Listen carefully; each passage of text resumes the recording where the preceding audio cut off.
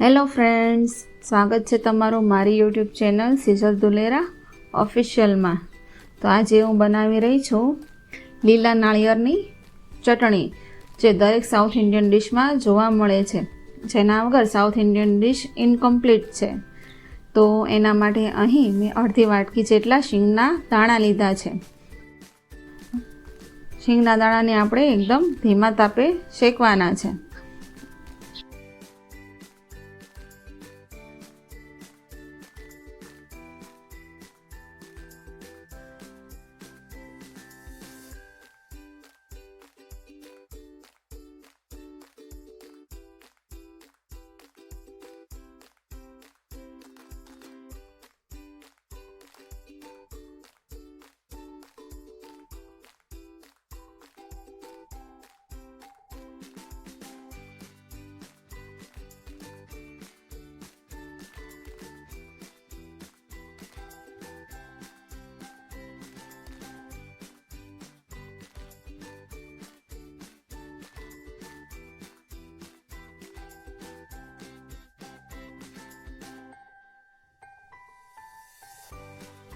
સરસ શેકાઈ જાય એટલે આપણે હવે એને એક પ્લેટમાં કાઢી લેવાના છે।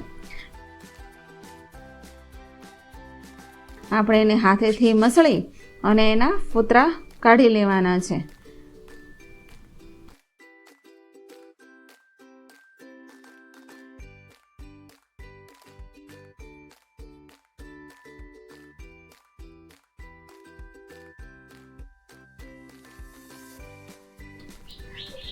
હવે હું અહીં લઈ રહી છું એક લીલું નાળિયેર। લીલા નાળિયેરના 2 ટુકડા કરી લીધા છે અને એનું પાણી કાઢી લીધું છે।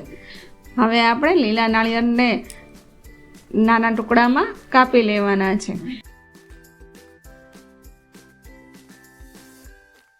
હવે અહીં એક મિક્સર જારમાં 3 લીલા મરચાંના ટુકડા, 1 ઇંચ આદુનો ટુકડો, 7 થી 8 લસણની કળી,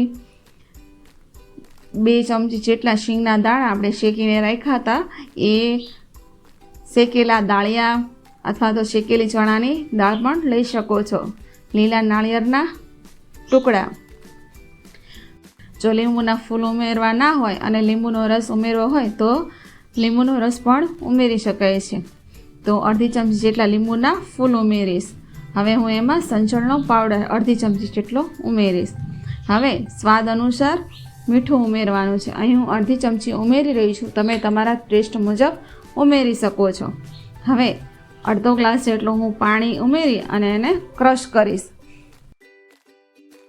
જરૂર લાગે એ પ્રમાણે આપણે પાણી ઉમેરતા જવાનું છે અને ક્રશ કરતા જવાનું છે। એની કન્સિસ્ટન્સી ફ્લોલેસ થાય એ રીતે આપણે ક્રશ કરી લેવાનું છે। તો ફ્રેન્ડ્સ, તમે જોઈ શકો છો કે અહીં મેં આ રીતેની કન્સિસ્ટન્સી રાખી છે।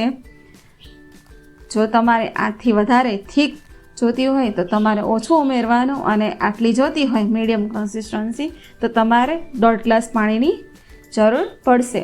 હવે આપણે એક બાઉલમાં એને કાઢી લેશું। હવે અહીં હું વઘાર માટે એક વઘારિયું લઈ રહી છું। વઘારિયામાં અડધી ચમચી જેટલી રાઈ ઉમેરવાની છે।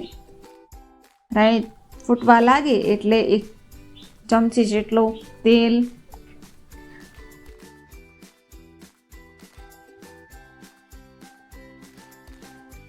તેલ સરસ ગરમ થઈ જાય એટલે હવે આપણે એમાં મીઠા લીમડાના પાન અને સૂકા લાલ મરચાં ઉમેરવાના છે।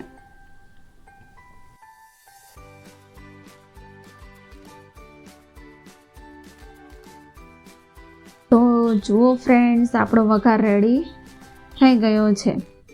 તો મિક્સચર રેડી કરેલું છે જે ચટણીનું, હવે આપણે એમાં આ વઘારને ઉમેરીશું।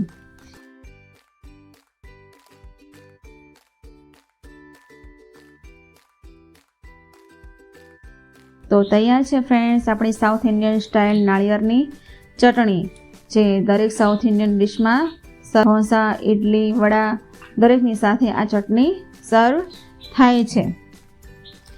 જો તમને મારી આ રેસીપી ગમી હોય તો તો ચેનલને લાઈક કરો, શેર કરો અને સબસ્ક્રાઈબ કરો અને કોમેન્ટ કરી જરૂરથી જણાવજો કે તમને આ ચટણી કેવી લાગી છે અને એની રેસીપી તમને ગમી કે નહીં. તો જરૂરથી કોમેન્ટ કરશો.